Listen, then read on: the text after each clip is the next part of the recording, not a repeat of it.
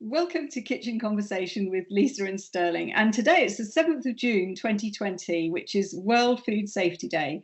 Now, Sterling's already posted a blog on Kitchen Conversation, which is attracting a lot of attention. So we thought we'd just very quickly talk a little bit about what it all means. And Sterling's got some facts and figures for us, which he's very good at. Over to you, Sterling. There's a lot of details on the facts and figures, which are absolutely shocking, Lisa. Really, honestly, I hadn't realised how bad food safety is globally. I know we've got our own issues here, which hopefully you're going to go through.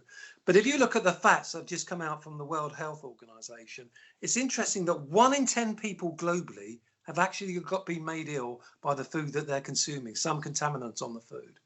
And then the other amazing fact is, that's about 600 million people have been affected by food poisoning in a year.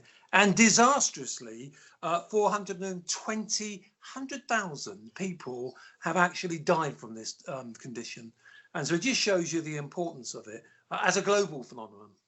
Yes, exactly. But even when we drill down into Europe, there are around 23 million cases of illness every year associated with food, and that does include allergens as well, leading to around 5,000 deaths. So even where we think we've sort of got it right, there's still quite a lot of work to be done.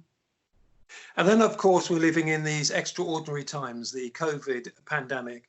And I think COVID-19 has a massive impact upon food safety.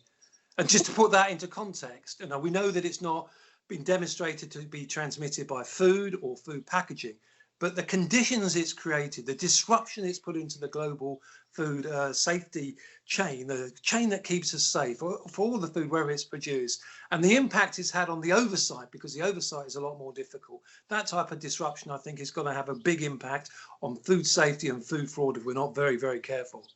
Yeah, I'm particularly interested in food fraud because whenever you have a sort of crisis on your hands, that sort of opens the floodgates for people trying it on, basically. Have you got any examples of that?